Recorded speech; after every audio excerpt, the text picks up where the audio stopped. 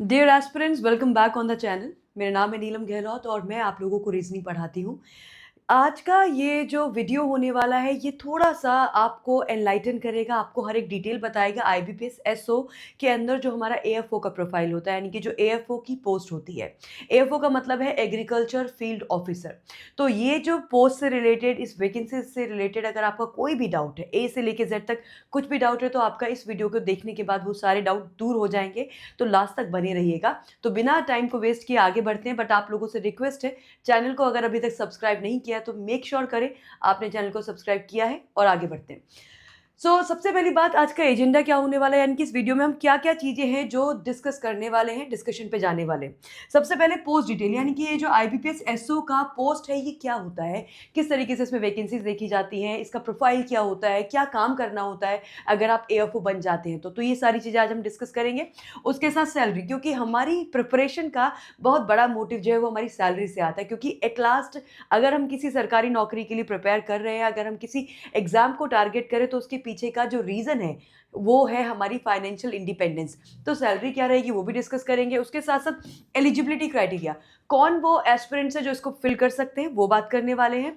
Then उसके बाद job profile, exactly अगर आप एफओ बन जाओगे तो आपको क्या काम करना होगा वो भी बताऊंगी। सिलेक्शन प्रोसेस क्या है, कि इसके सिलेक्शन का प्रोसेस क्या है, कि फेज़ 1 है, फेज़ 2 है, फेज़ 3 है, क्या-क्या फेजेज़ हैं, इंटरव्यू है या नहीं है तो कितने नंबर का है, वेटेज क्या होता है, वो सारी चीज़ें हम डिस्कस करेंगे।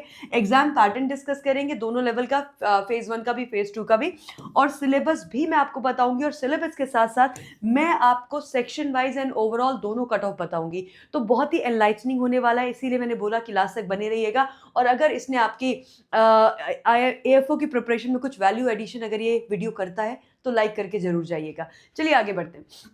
तो सबसे पहले हम बात कर लेंगे सैलरी के बारे में।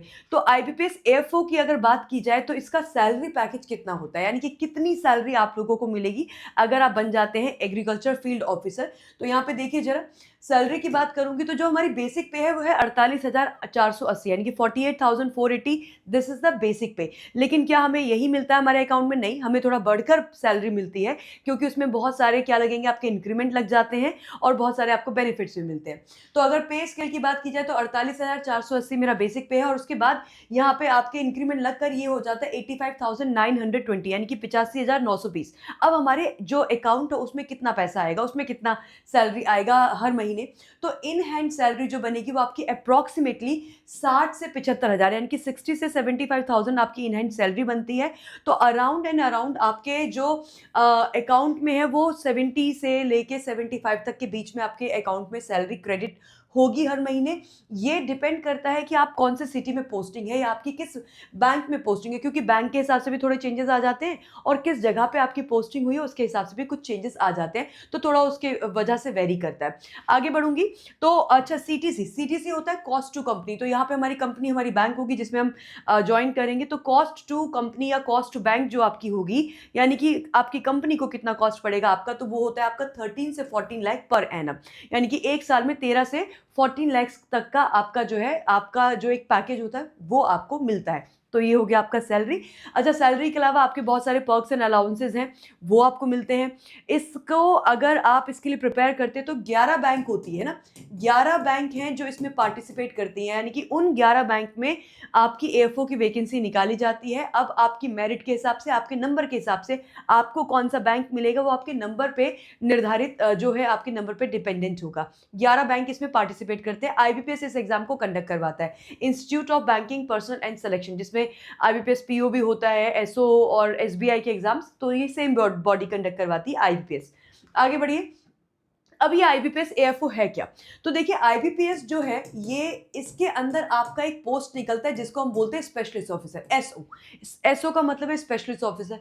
अब ये स्पेशलिस्ट ऑफिसर का मतलब है कि ये जनरल टास्क के लिए नियुक्त नहीं किया जा रहा है, अपॉइंट नहीं किया जा रहा है, ये स्पेशल टास्क के लिए जो है अपॉइंट किया जा रहा है, यानी कि टेक्निकल एस्पेक्ट में इसका अपॉइंटमेंट किया जाता है। अब यहाँ पे जो पोस्ट निकलती है आईबीपीएस एसओ के अंदर, वो 6 डिफरेंट पोस्ट है।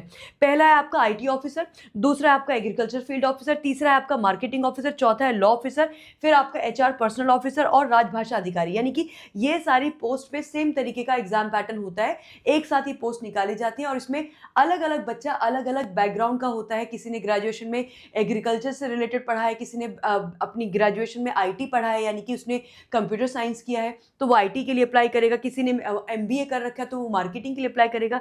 तो हर पोस्ट के लिए अलग अलग क्वालिफिकेशन रिक्वायर्ड है। तो 6 पोस्ट निकलती हैं और ये पोस्ट जो है ये आपकी स्केल 1 ऑफिसर है। अब आप सोच सकते हैं कि मैम स्केल 1 ऑफिसर किसके इक्विवेलेंट होगा?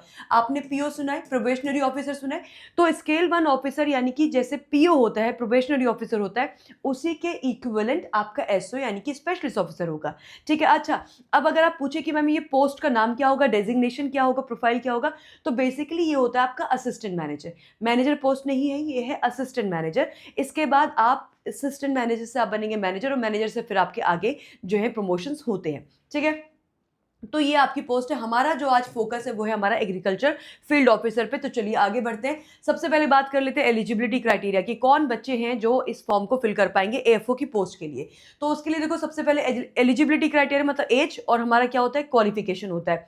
एक्सपीरियंस यहाँ पे मांगा नहीं जाता है, तो हमारा एज और क्वालिफिकेशन पे बात करेंगे। एज की बात करें तो जो अनरिजर्व यानी कि जनरल कैटेगरी के बच्चे हैं उनकी उम्र 20 से 30 साल होनी चाहिए, इससे ज़्यादा नहीं होगी।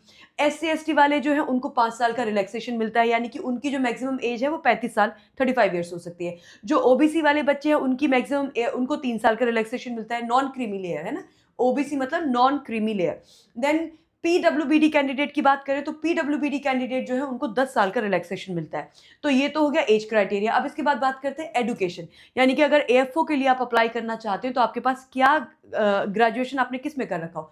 तो सबसे पहली बात, आपने 4 साल की डिग्री ली हुई हो। यहाँ पे 3 साल की डिग्री नहीं चलेगी, आपकी 4 साल की डिग्री अगर है या तो एग्रीकल्चर में या फिर हॉर्टिकल्चर में या एनिमल हस्बेंड्री में है या वेटनरी साइंसेज में है या फिर डेयरी साइंस में या फिशरी साइंस में या पिसिकल्चर में है या फिर एग्री मार्केटिंग एंड कॉपरेशन में है या फिर कॉपरेशन एंड बैंकिंग में है या फिर आपकी डिग्री एग्रो फॉरेस्ट्री में है या फॉरेस्ट्री में है या फिर एग्रीकल्चर बायोटेक में है या फिर बीटेक बायोटेक में आपने कर रखा है या आपने फूड साइंस में किया है या एग्रीकल्चर बिजनेस मैनेजमेंट आपने कर रखा है या फूड टेक्नोलॉजी आपने पढ़ा है या आपने डेयरी टेक्नोलॉजी पढ़ा है या आपने एग्रीकल्चर इंजीनियरिंग पढ़ा है या आपने सेरिकल्चर पढ़ा है या आपने फिशरी इंजीनियरिंग पढ़ा है। तो ओवरऑल यहाँ पे बात समझ में ये रख लीजिए कि आपके पास 4 साल का डिग्री कोर्स होना चाहिए।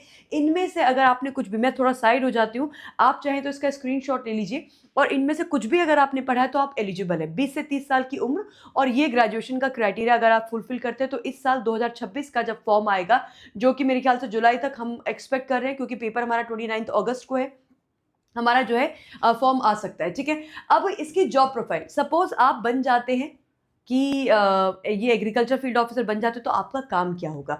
आपका काम कुछ ऐसा होगा, जॉब प्रोफाइल की बात करें, रोल्स एंड रिस्पॉन्सिबिलिटीज़ की हम बात करें कि आपका क्या काम होगा, तो देखिए स्पेशलिस्ट ऑफिसर जो ये पोस्ट है, इस पोस्ट का मतलब ही है कि आपको स्पेशल टास्क के लिए नियुक्त किया जाएगा। So specialist officer perform technical task related to their specialization, यानी कि यहाँ पे एएफओ का काम क्या होगा, वो टेक्निकल टास्क को ऑपरेट कर रहा होगा, परफॉर्म कर रहा होगा उसके स्पेशलाइजेशन के अकॉर्डिंग। अब आपका स्पेशलाइजेशन क्या है, जो आपने ग्रेजुएशन में अपनी पढ़ाई करी वो आपका स्पेशलाइजेशन है। चलिए, अब एएफओ यानी कि एग्रीकल्चर फील्ड ऑफिसर बेसिकली करता क्या है, हालांकि इसको और बहुत अच्छे तरीके से यहाँ पे इलाबोरेट करके बताया जा सकता है, बट मैं आपको एक मोटी मोटी पिक्चर बताना चाहती हूँ। तो एग्रीकल्चर फील्ड ऑफिसर का काम होगा प्रमोट करना रूरल बैंकिंग को। रूरल बैंकिंग यानी कि क्योंकि जो फार्मर्स होते हैं, अब जैसे जो फार्मर है उसको लोन चाहिए तो वो उतना उसको कई बार नॉलेज नहीं होती है, फार्मर को उतनी उनके पास कई बार रिसोर्सेज भी नहीं होती हैं। तो रूरल बैंकिंग को प्रमोट करना ताकि फार्मर्स तक या जो रूरल डेवलपमेंट है वो हो सके। ठीक है। तो प्रोमोटिंग दी रूरल बैंकिंग, लोन सैंक्शन करना, वही बात आ गई कि अगर फार्मर लोन लेना चाहता है तो उसके लोन को सैंक्शन करना, उसने जो पेपर दिए हैं आपको उनका रिव्यू करना, समझना कि हाँ भाई सारी चीज़ें ठीक है, तो ये सारी चीज़ों में आप हेल्प कर रहे होंगे। लोन सैंक्शन कराओगे, लोन के बारे में बताओगे कौन कौन से लोन वो ले सकता है, किस में उसका फ़ायदा है, किससे उसको और बेहतर उसको बेनिफिट्स मिल सकते हैं, ये सारी चीज़ें। And inspection for the agriculture activities, तो आपको प्रमोट करना है रूरल बैंकिंग को, आपको लोन सैंक्शन करना है, आपको लोन के बारे में बताना है और साथ ही साथ आपको क्या करना है, आपको एग्रीकल्चर एक्टिविटीज़ के बारे में जो है उस पर एक नज़र रखनी है, इंस्पेक्शन करना है, उसमें अपने थॉट्स देने हैं, अपना सपोर्ट देना है और रिव्यू भी करना है। ठीक है, चलिए आगे बढ़ते हैं। अब रिक्रूटमेंट का तरीका क्या है, कैसे रिक्रूट किया जाएगा, कैसे आप ज्वाइन कर सकते हो। तो सबसे पहले आपका होता है प्रीलिम्स का पेपर, यानी कि फेज 1 होगा। फेज 1 आपको क्वालिफाई करना है, नंबर इसके फाइनल मेरिट में नहीं जुड़ेंगे। फेज 1 के पेपर में सेक्शन वाइज और ओवरऑल दोनों कट ऑफ होंगे और मैं दोनों कट ऑफ आपको दिखाऊंगी। अगर मेरा ये क्लियर हो गया तो मुझे मेंस एग्जाम देने का मौका मिलता है, और मेंस एग्जाम के जो नंबर होंगे, यानी कि यहाँ पे जो मार्क्स आपके आएंगे, और उस मार्क्स के बेसिस पे आपकी मेरिट बनेगी, और उस मेरिट के बेसिस पे आपको इंटरव्यू के लिए बुलाया जाएगा, और फाइनल जो मेरिट आपकी बनेगी, फाइनल सिलेक्शन जो होगा आपका, वो मेंस और इंटरव्यू के नंबर मिला के फाइनल सिलेक्शन तय होता है। आगे बढ़ते हैं। अब प्रीलिम्स का पेपर क्या है, ये क्वालिफाइंग होता है, लेकिन क्वालिफाई आपको दोनों तरीके से करना है, सेक्शन वाइज भी करना है और ओवरऑल भी करना है। देन उसके बाद मेंस का पेपर और इंटरव्यू, यानी कि इन दोनों के नंबर मिला के मेरा फाइनल सिलेक्शन होगा, इन दोनों के मार्क्स से मेरा फाइनल सिलेक्शन होगा। आगे बढ़िए, प्रीलिम्स के एग्जाम पैटर्न की बात की जाए। अब अगर मैं प्रीलिम्स के एग्जाम पैटर्न की बात करूं, तो देखो ये एग्जाम पैटर्न है हमारे एफओ एग्रीकल्चर फील्ड ऑफिसर्स के लिए। तो आपके पेपर में पहले तो इंग्लिश आएगा, दूसरा रीजनिंग आएगा, तीसरा क्वांट आएगा। इंग्लिश आपके 50 क्वेश्चन होते हैं, लेकिन 25 नंबर का होता है। इंग्लिश का पेपर इंग्लिश में होगा और 40 मिनट का आपको समय मिलेगा। 40 मिनट के बाद जो 41वां मिनट होगा वो आपके अगले सेक्शन रीजनिंग की तरफ होगा, यानी कि इंग्लिश के लिए केवल 40 मिनट का टाइम मिलेगा। रीजनिंग की बात करें तो 50 क्वेश्चन 50 नंबर का है, इंग्लिश हिंदी। रीजनिंग में आप भाषा का चयन कर सकते हैं, आप इंग्लिश या हिंदी में आंसर कर सकते हैं। समय आपको वापस से 40 मिनट का मिलेगा। क्वांट के लिए आपको 50 क्वेश्चन 50 नंबर के हैं, हिंदी और इंग्लिश अगेन दोनों बाइलिंगुअल है। अगेन आपको टाइम जो मिलेगा वो 40 मिनट का मिलेगा। टोटल आपके पास आएंगे 150 क्वेश्चन, है ना, लेकिन 150 क्वेश्चन होंगे 125 नंबर के। क्यों? क्योंकि इंग्लिश का जो 50 क्वेश्चन का पेपर था वो केवल 25 नंबर का है, उसका वेटेज आधा है, इंग्लिश का वेटेज कम है। ठीक है, तो यहाँ पे जिन बच्चों को इंग्लिश में बहुत ज़्यादा पकड़ नहीं है तो उनके लिए कहीं ना कहीं ठीक है, क्योंकि वेटेज कम है ना। तो 120 मिनट टोटल है, लेकिन ये टोटल से कोई फर्क पड़ता नहीं, क्योंकि हर सेक्शन के लिए आपको अलग अलग टाइम मिलेगा। 1/4 नेगेटिव मार्किंग, अगर आपने एक क्वेश्चन गलत कर दिया तो -0.25, क्योंकि एक क्वेश्चन पे एक नंबर अगर मिलेगा तो -0.25 हो जाएगा। जहां पे आपको एक क्वेश्चन पे अगर, तो बेसिक सी बात ये है कि भाई मुझे 1/4 नंबर मेरा जो है वो कट जाएगा अगर मैंने गलत कर दिया। 1/4 का मतलब -0.25 हो गया इस एक क्वेश्चन पे, अगर एक नंबर मिल रहा है उसके बेसिस पे। आगे बढ़ते हैं। Cut off. अब प्रीलिम्स का पेपर आपको दोनों तरीके से क्वालिफाई करना है, यानी कि आपको कट ऑफ जो है वो सेक्शन वाइज भी करनी है और ओवरऑल भी करनी है। सेक्शन वाइज कट ऑफ भी करनी है, ओवरऑल भी करनी है। सेक्शन वाइज समझते हैं ना आप लोग? सेक्शन वाइज का मतलब है कि जैसे इंग्लिश का जो सेक्शन है ना, इंग्लिश का जो सेक्शन है अगर वो 25 नंबर का है तो 25 में से मुझे कुछ मिनिमम नंबर लाना है ताकि मेरा इंग्लिश सेक्शन क्वालिफाइड माना जाए। इसी तरीके से रीजनिंग में भी मुझे कुछ मिनिमम नंबर 50 में से लाना है ताकि मेरा रीजनिंग क्वालिफाइड माना जाए, और ऐसे ही क्वांट में भी। लेकिन इन सबके नंबर मिला के मुझे ज़्यादा नंबर लाने ताकि मेरा ओवरऑल 125 में से मेरी ओवरऑल कट ऑफ क्लियर हो जाए। मैं आगे जाके आपको दोनों कट ऑफ दिखाने वाली हूँ, फिलहाल आगे बढ़ते हैं। नाउ जैसा कि यहाँ पे देखो लिखा भी है कि इट इज़ मैंडेटरी, मतलब ये ज़रूरी है कि आपको दोनों कट ऑफ निकालनी है, सेक्शन वाइज भी और ओवरऑल कट ऑफ दोनों आपको निकालनी है। तब जाके आपका जो प्रीलिम्स का पेपर है वो क्वालिफाइड माना जाएगा, और तब जाके आपको मेंस का पेपर देने की जो है आपको देने के लिए आप एलिजिबल होंगे। अब आते हैं मेंस के पेपर पे। मेंस का एग्जाम पैटर्न देखते हैं। तो मेंस का एग्जाम पैटर्न, उसमें आपकी केवल प्रोफेशनल नॉलेज आएगी। अब आप पूछ सकते हैं कि मैम ये प्रोफेशनल नॉलेज क्या है? तो जो आपने ग्रेजुएशन में पढ़ा है ना, वही ग्रेजुएशन में जो डिग्री लिया है आपने, वही सब्जेक्टिव नॉलेज आपकी यहाँ पे आएगी, उसको हम प्रोफेशनल नॉलेज कहते हैं। 60 क्वेश्चन आएंगे, मल्टीपल चॉइस टाइप आएंगे, इंग्लिश या हिंदी भाषा का आप चयन कर सकते हैं। 45 मिनट्स का आपको टाइम मिलेगा। ये सिंपल सिस्टम है, ठीक है। उसके बाद अगर आगे बढ़े तो आपसे कहा गया है कि there is a penalty for wrong answer. यहाँ पे भी आपकी 1/4 नेगेटिव मार्किंग है, यानी कि हमारे मेंस के पेपर में भी 1/4 क्या है, नेगेटिव मार्किंग है। Marks of the mains examination only will be considered for the short listing for interview. तो मेंस के नंबर के आधार पे ही आपको इंटरव्यू के लिए बुलाया जाएगा, है ना। आगे बढ़ते हैं। अब इंटरव्यू के बारे में थोड़ा समझते हैं। इंटरव्यू का जो प्रोसेस है वो ऐसा है कि इंटरव्यू आपका 100 नंबर का होगा। पहले आपने प्रीलिम्स दिया, प्रीलिम्स का section wise overall cut off निकाला तो आपको मेंस देने का मौका मिला। मेंस में जो नंबर आए उसके आधार पे मेरिट बनेगी, उस मेरिट में अगर आपका नाम आता है तो आपको इंटरव्यू देने का मौका मिलेगा। इंटरव्यू होगा आपका 100 नंबर का। इंटरव्यू में कुछ मिनिमम क्वालिफाइंग नंबर है, जैसे सेक्शन कट ऑफ होती है वैसी सेक्शन कट ऑफ आपकी इंटरव्यू की भी है। तो मिनिमम क्वालिफाइंग मार्क्स इंटरव्यू के कितने, 40% किसके लिए, अनरिजर्व के लिए। तो 100 का 40% कितना हो जाएगा, 40 ही हो जाएगा। बाकी कैटेगरीज के थोड़े कम हो जाएंगे, जैसे कि 35% है SC ST OBC PWBD candidates के लिए, यानी कि रिजर्व कैटेगरीज के लिए 35% है, और हमारे 40% किसके, अनरिजर्व के लिए। द वेटेज यानी कि रेशो, मेंस एग्जाम और इंटरव्यू का रेशो लिया जाता है। तो मेंस एग्जाम जो कि होता है आपका कितना, 60 मार्क्स का होता है, और इंटरव्यू जो कि होता है आपका 100 नंबर का। इसका रेशो कैसे लिया जाता है मैं यहाँ पे लिख देती हूँ, मेंस पेपर और इंटरव्यू तो मेंस का मेरा पेपर जो होता है वो 100 मार्क्स का होता है और सॉरी, मेंस का जो मेरा पेपर है वो 60 मार्क्स का होता है और इंटरव्यू मेरा होता है 100 मार्क्स का। अब 60 मार्क्स का कितना वेटेज लिया जाता है, इसका 80:20 का स्कोर यहाँ पे बनाया जाता है और ये किया जाता है 100 टोटल, और 100 से फिर मेरी फाइनल सिलेक्शन लिस्ट तैयार की जाती है। समझ रहे? जो मेंस के 60 मार्क्स है उसका 80% लिया जाएगा और जो इंटरव्यू के 100 नंबर है उसका 20% लिया जाएगा। इधर 80% इधर 20% मिला के पूरा 100% बनाया जाएगा और उस 100 में से आपके क्या निकाले जाएंगे, फाइनल मेरिट लिस्ट बनाई जाएगी। इस नंबर के आधार पर आपका फाइनल सिलेक्शन होगा। आई होप आपको सिलेक्शन प्रोसेस अच्छे से समझ में आ गई होगी। चलिए आगे बढ़ते हैं। अब कट ऑफ, जो दूसरी बड़ी चीज है मुझे तैयारी करने से पहले जो पता होना चाहिए वो होती है आपकी कट ऑफ। क्यों? क्योंकि बिना कट ऑफ जाने हमारे लेवल समझ में नहीं आता है। तो कट ऑफ पे जरा नजर मारते हैं।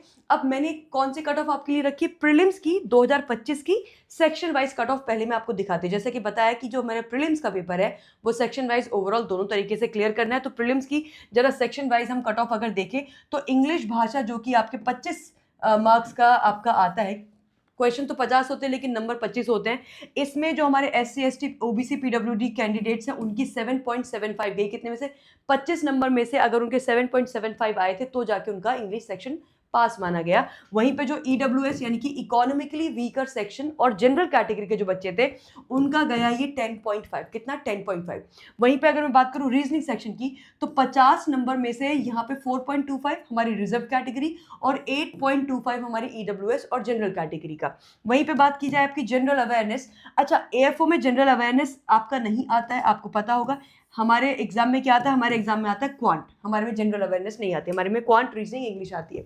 अब जनरल अवेयरनेस के 50 नंबर होते हैं, उसमें से 7.25 रिजर्व कैटेगरी और जो हमारी जनरल कैटेगरी है और EWS कैटेगरी है उसकी 11.25 गई थी। तो ये सेक्शन वाइज कट ऑफ थी।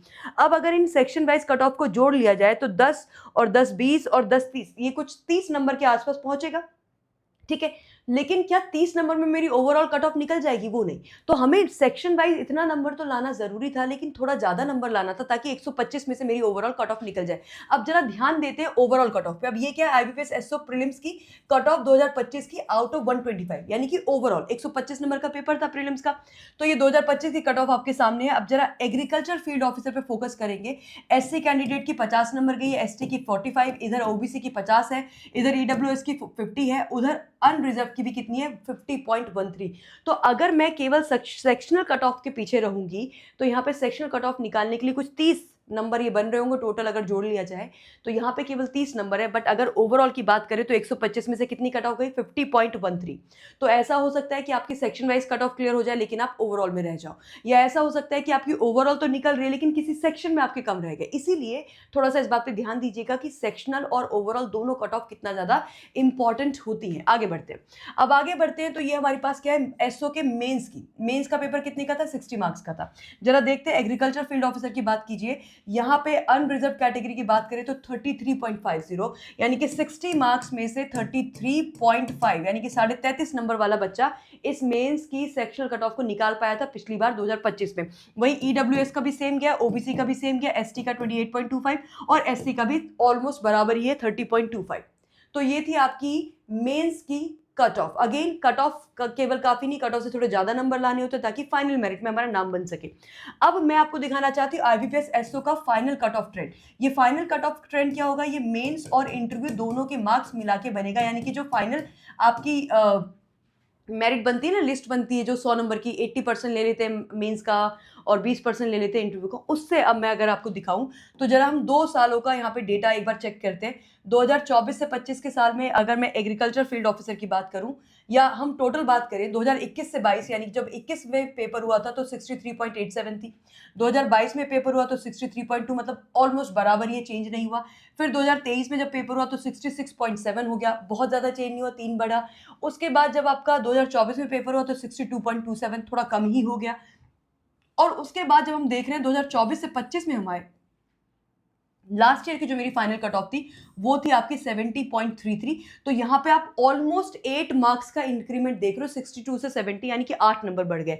अब 8 नंबर बढ़ गए तो ये काफ़ी ज़्यादा बढ़ गया, ऐसा नहीं कि कोई कम है, कोई मतलब कम कट ऑफ नहीं है, अच्छी खासी ये कट ऑफ है। 100 में से आप समझ रहे हैं 100 नंबर में से 70 वाला पास हुआ है, तो एग्रीकल्चर फील्ड ऑफिसर वाले बच्चों अगर आप ये सोच रहे हो कि आराम से पेपर निकल जाएगा, तो आराम से हो सकता है प्रीलिम्स निकल जाए, लेकिन जो लंबी जर्नी है, क्योंकि हमें तो आगे तक सिलेक्शन लेना, और सिलेक्शन लेने के लिए फिर ये सब कुछ आपको दिमाग में रखना पड़ेगा कि इट कैन बी एनीथिंग। तो आपको फेज़ 1 क्लियर करना है, मेंस में बढ़िया नंबर लेकर आने हैं, इंटरव्यू बढ़िया से देना है, ताकि आपकी जो फाइनल कट ऑफ है वो क्लियर हो सके, जो कि आपकी पिछले साल कितनी गई, 70.33।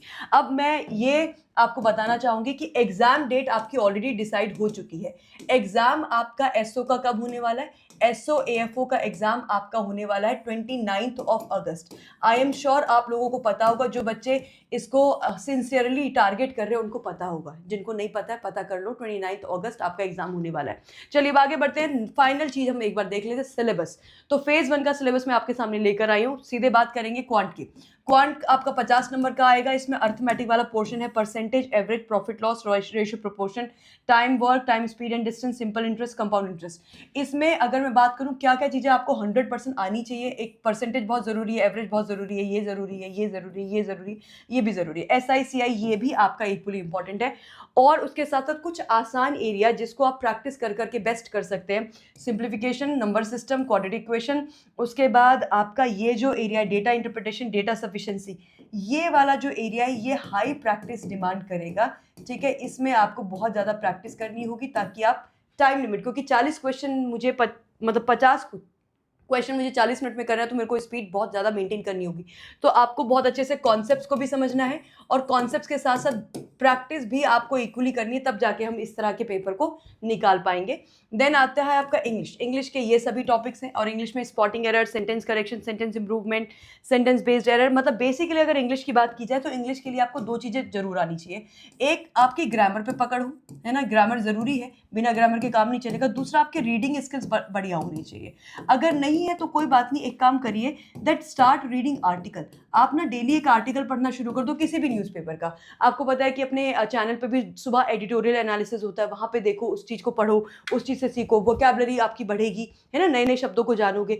तो इंग्लिश क्या है, लैंग्वेज है। अब जैसे हम बचपन से, बच्चा पैदा होते तो नहीं बोलने लगता है, क्या करता है, अपने एनवायरनमेंट से सीखता है, फिर धीरे धीरे बोलना शुरू करता है। तो जब हम भाषा की बात करते हैं, जब हम लैंग्वेज की बात करते हैं, तो ये एक दिन का सफ़र नहीं है। इसके लिए आपको लगातार निरंतर अभ्यास करना पड़ेगा, लगातार आपको प्रैक्टिस करना होगा, लगातार आपको सीखते रहना पड़ेगा। और ना तैयारी शुरू कर दो, एटलीस्ट एक आर्टिकल तो डेली पढ़ सकते हो आप लोग, 4-5 लाइन का एक आर्टिकल पढ़ लो, लाइव मिनट का पढ़ लो, द हिंदू का पढ़ लो, इंडियन एक्सप्रेस का पढ़ लो, इकोनॉमिक्स टाइम्स का पढ़ लो, किसी का भी पढ़ लो, बट पढ़ लो। ठीक है, उससे क्या होगा, आपकी रीडिंग इंप्रूव होगी, नए नए शब्द आएंगे, नए नए वर्ड्स आएंगे, वोकैबुलरी इंप्रूव होगी। तो काफ़ी इंप्रूवमेंट आपको over the period of time देखने को मिलेगा, और आपके इंग्लिश का जो डर है वो निकल जाएगा। रीजनिंग मेरा सब्जेक्ट है, आपको रीजनिंग में पढ़ाती हूँ। तो रीजनिंग के अंदर ये सारे कुल मिला के 12 टॉपिक हैं, और ये 12 टॉपिक में से जो आसान टॉपिक है, आसान इजी टॉपिक है, ये भी आसान है, ये भी आसान है, ये भी आसान है, ये भी आसान है, ये भी आसान है। ये हाईली कॉन्सेप्चुअल है, इसके कॉन्सेप्ट बढ़िया से आपको करने हैं।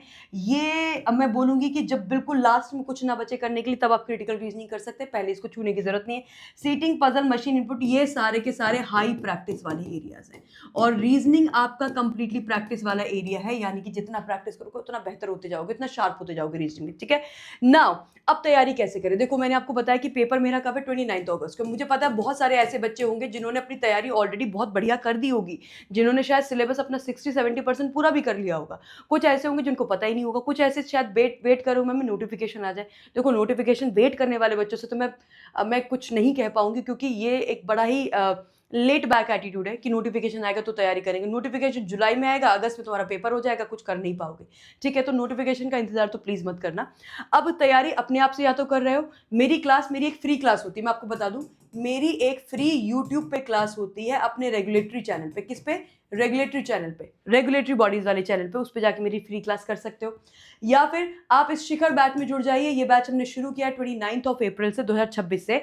तो इसमें अभी कुछ 4-5 क्लासेस आपकी हुई होंगी, जो क्लासेस हो गई हैं वो रिकॉर्डेड मिल जाएंगी, और जो क्लासेस आपकी अभी लाइव हो रही हैं उसमें आप लाइव क्लास ले सकते हो, तो इस बैच को ज्वाइन कर सकते हो। या फिर क्योंकि मदर्स डे की सेल जो है वो अपनी अब शुरू हो गई है, तो या फिर आप मदर्स डे की सेल का फ़ायदा उठा सकते हो और अपने आप को एनरोल कर सकते हो महापैक में, जिसमें कि 3 ट्रिपल वैलिडिटी आपको मिल रही है और साथ में 79% का आपको डिस्काउंट मिल रहा है। कैसे ज्वाइन करना है? तो ज्वाइन करने के लिए आपको जाना है अड्डा 24/7 की एप्लीकेशन पे। अड्डा की एप्लीकेशन पे जाएंगे हम, और अड्डा की ऐप पे जाने के बाद यहाँ करेंगे हम क्लिक। क्लिक करने के बाद हम यहाँ पे देखेंगे ऑल कोर्स वाला जो टैब है, ठीक है। ये जो ऑल कोर्स वाला टैब है इस पे क्लिक करिएगा और इस पे क्लिक करने के बाद ये ऊपर आपको बार दिख रहा है, इस पे ऐसे थोड़ा आगे चले जाना, एग्री एंड फूड साइंसेस पे चले जाना। कहाँ? एग्री एंड फूड साइंस में। यहाँ पे दिख रहा है आपको आईपीएस एसओ एएफओ और यहाँ पे सब कुछ मिल जाएगा। क्योंकि सेल आपकी शुरू कर दी गई है ना, सेल आपकी शुरू कर दी गई है, तो इसमें आपको या तो आप ये बैच में चले, या तो इस बैच में डायरेक्ट चले जाओ, या फिर एग्रीकल्चर महापैक में चले जाओ।